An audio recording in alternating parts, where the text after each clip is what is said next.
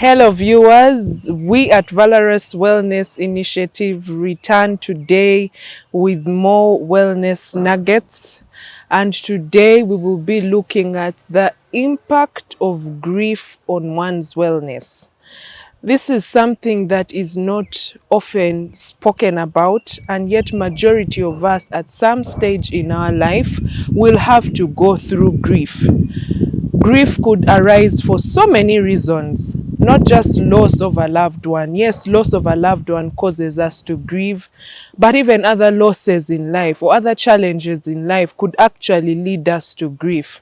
Things like financial losses, things like marital breakdown, things like job losses, things like anything that causes you to lose something that you appreciate or feel value for or feel love for could actually cause you to grieve.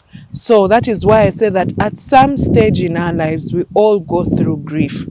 And grief is something that can affect you in all spheres. That means it can affect your physical, your mental, and your spiritual. Those are the common aspects that it will affect. But it will also affect your financial sphere, because we find ourselves spending because of losses that we make. Whether it's losing a loved one, you have expenses to make. If you lose a job, you still have bills to pay. If you lose a relationship, you've invested so much into that relationship. So it's going to affect us in so many ways. Physically, some of the symptoms are subtle, and you might want to feel firm and say, no, with this loss, this is something that everybody goes through. I'm okay. But grief can present itself even in the form of illness, because your immune system is bound to be weakened. So how are some of the presentations for somebody who is grieving? You might feel fatigue. Suddenly you feel so tired, extremely tired, out of the norm, commensurate with what activities that you have been doing. You have been doing routine activities, but you feel so exhausted. You might feel like you have a fever.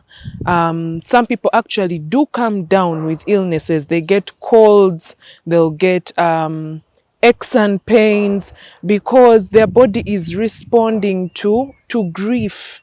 It is responding to whatever the body is spilling into the body. So your immunity will go down, so you're likely to fall sick, and fall sick frequently. Maybe you get aches and pains. Some people get what we call insomnia, which means you fail to sleep. You go to bed maybe at 8 p.m. and by 1 a.m. you're still awake. You're tossing and turning in bed. Others actually develop excessive sleep. So there are extremes: little or no sleep, too much sleep, fatigue, excessive illness. You might also develop what we call brain fog. For one reason or another, you just don't remember even the things that you should remember, or you feel like your mind is blank. Then there are changes in appetite that might also happen. Some people, it is extreme loss of appetite. You just don't want to eat. Others, it is again too much appetite. You're actually eating in excess. Sometimes, the saying that I am in autopilot. Your body is just moving on, but you can't even appreciate sense of time, sense of day, what is going on. The body is just operating somehow. And this is how bad grief can get. If it is not managed well, it is something that could lead to mental illness, depression. It could lead to anxiety. It could lead even to suicide. Some people have committed suicide when they have experienced losses. You've made a huge investment of millions or billions of shillings that actually goes south. Some people just can't take it. Maybe this is a lifetime investment. So much saving they had to do, and suddenly you push this money into something and the money is gone. Sometimes as adults, we want to wish grief away.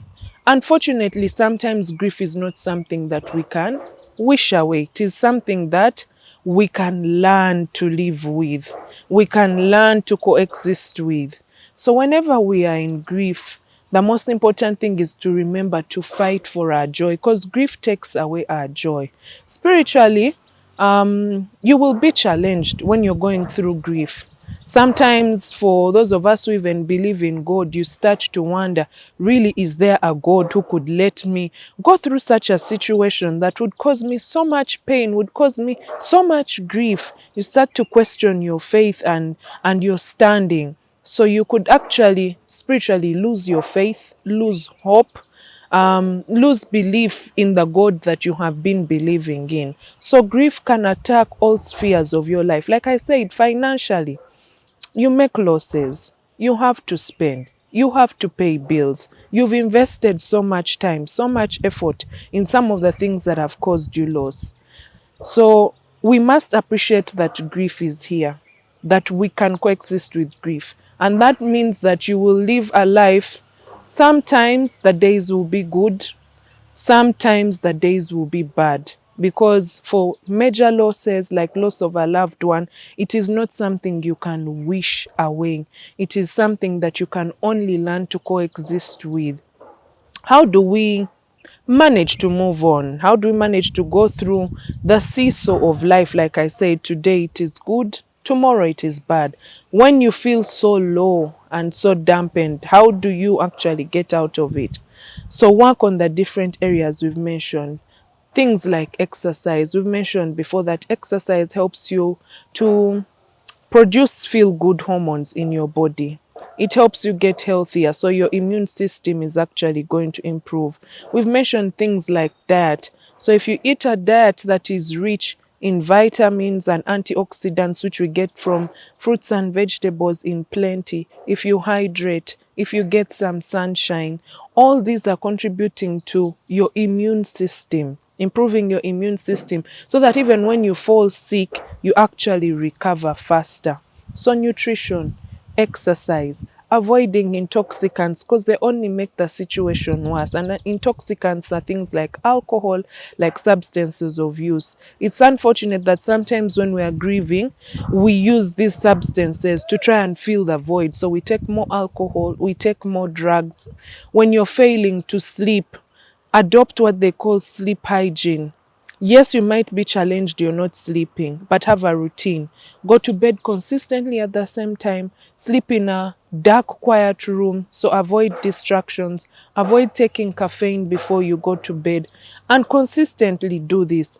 If you're sleeping a lot, find activities that will engage you so that actually you do not sleep a lot. Then seek help, psychotherapy, counseling. Talk about it. Find someone you can confide in to actually talk about this. If it's financial challenges or financial loss, seek help. And this is where we call on the networks that we have. Call a friend, confide in a friend, see if they can support you financially.